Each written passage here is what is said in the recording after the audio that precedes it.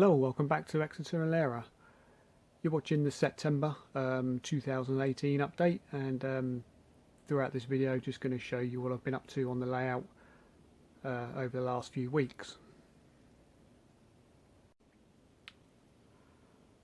So once all the track was down, and after shooting the track laying video and finally getting trains running, it was one of the biggest things was noticing any slight undulations in the track work or anything that I wasn't quite happy with was corrected.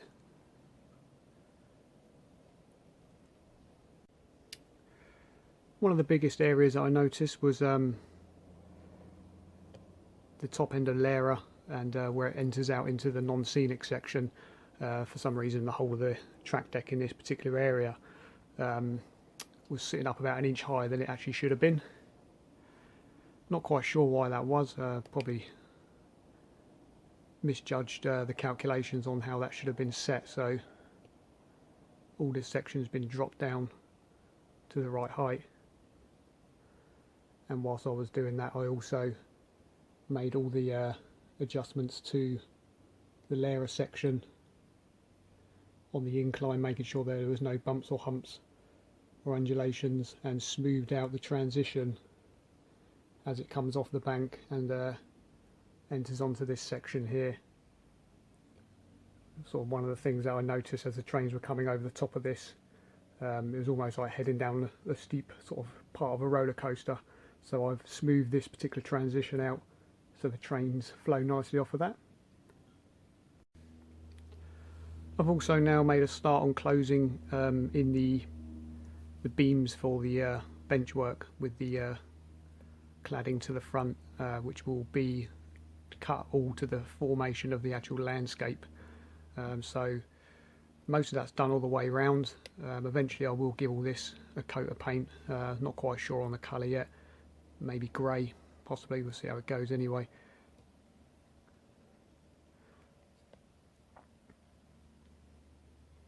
So these are just simply bolted or screwed to the rafters and just trimmed out using a jigsaw.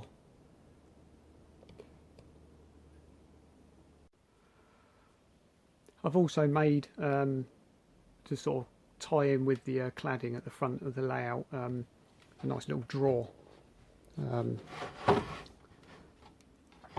pull out, which will give me access to where my command station will be for the controller, as long as alongside all things like me CDU units, and again using the terminal blocks, so I've got all the points to connect any additional bus wires into various places is sort of positioned in this area.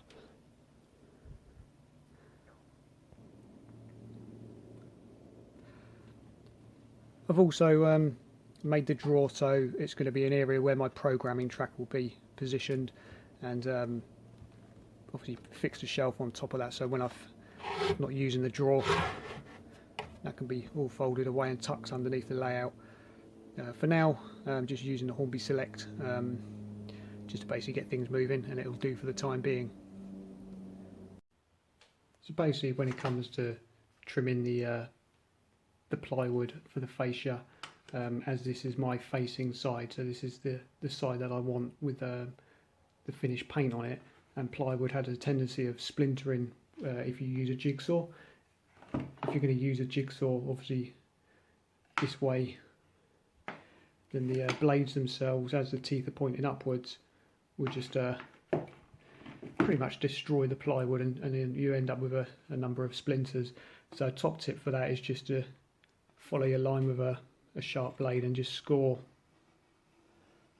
all the way along your line, and then that way it'll prevent all of your plywood from splintering. So this will give you an idea, sort of looking down at the beginning part of Laira with the plywood trimmed to the correct shape.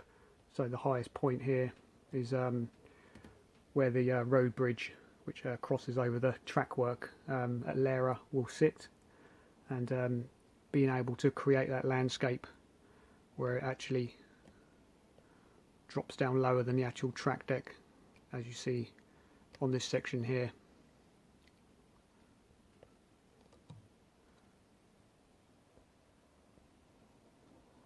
Also, as we move around, it's all been done along this section as well, though I haven't quite set the correct height on any of this part yet. I will, once I've kind of got the road decks in, I will make the adjustments to the actual plywood here, but it's nice to have this sort of now all closed in, that I can start sort of looking on filling in all the parts of the open frames. So hopefully it's now beginning to look like a model railway. Also, the 1 in 37 incline that goes from the south end of the station and climbs the route as if you're heading in the direction of Exeter Central. This was increased in height ever so slightly, about an inch I think I added higher onto this particular deck, as it didn't quite work with the road passing underneath this section here, with the clearances of things like double-decker buses. So just raise the height of that up, and track work on there is almost done. A few bits and pieces just to connect into the loop at the top end, and again there will be a video out on that in the next part of the build series, which will, as this operates on a separate loop. Some useful information for anybody who's not kind of up to date with DCC and how kind of separate loops work. Again, all the track work has been laid on this section, and time and effort spent respacing sleepers and making adjustments necessary to the point work.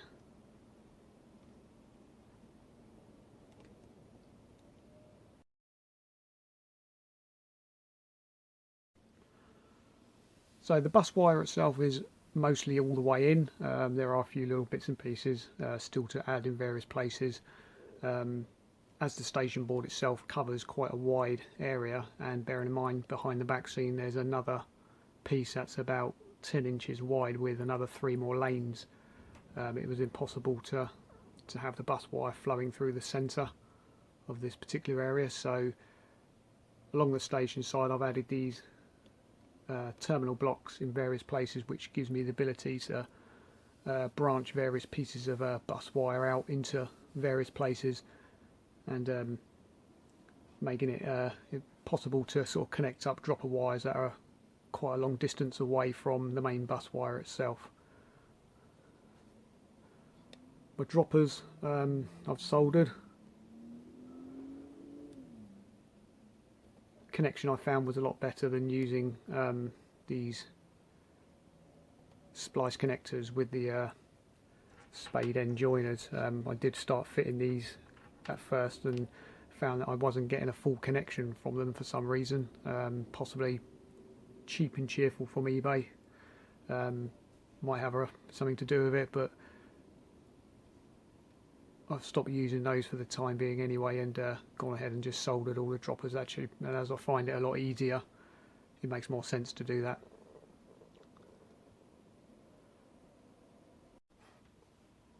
A fair few dropper wires to go yet. I've made my way around 2/3 of the layout, soldering those all up, but there's still quite a fair few to do, and once they're all in, there's another little job ticked off the list. I've also chopped the track deck back ever so slightly by about 3 inches along this section to bring the edge of the deck closer to the running main lines, and this will also, this area here will actually give me the area where the main station car park's going to be, which gives me the ability to be able to adjust the landscape height of the actual car park either higher or lower than the track deck, so it makes more sense to trim that part back out of the way. And I'm also working on getting the ply cut for all the road decks. These aren't in their fixed position yet, but they're getting there. Eventually this will join up to where the level crossing would be in this sort of area here. Again, the road decks will be featured in an upcoming future build series part of the channel, so keep your eyes open for that, and we'll show you how exactly I build or make all my roads. Thought I'd also let everybody know the update on my back scenes as well. If you remember, not long after I fitted them, I think it was early spring, I did have a number of issues with them, and most of it was on the Laira side, so this section all up here had virtually come away from the actual back scene board. I took the opportunity, I think it was on quite a warm day, to come up here and actually peel them off and then re-stick them back down again, and so far everything on this side is perfectly fine. There's no bubbles anywhere on any of this. A little bit later on I did do the same on the station side of the layout, and though they were fairly stuck down well, I don't seem to be able to rid of the very small bubbles that keep appearing on this side. I most likely probably will eventually take all these back scene boards off and use a hairdryer to kind of warm the glue up, and then hopefully try and press out the bubbles permanently. But for now they're perfectly fine. They're not hanging off, they're not falling off. It all seems okay.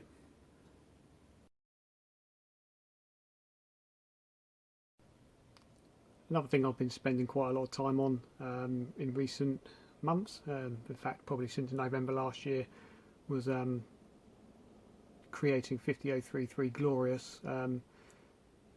There will be a video coming up quite shortly, giving you more of an insight into the loco itself and this particular model, so keep your eyes open for that one.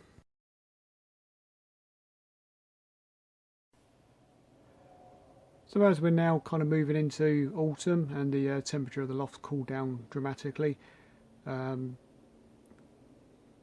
future plans now on the layout is to start making the station platforms and start filling in some of the open frames ready for landscape work. Hopefully early next year I will be increasing the locos and rolling stock. But there's a lot that I've got planned coming up in the next month or so. So I think I'm going to leave the video here. Only a short update, but it keeps you up to date with what's going on at Exeter and Laira. So if you like what you've seen, click like. Any questions, comments, drop them down in the comment section below, and I shall see you all again soon in the next video. Thanks for watching.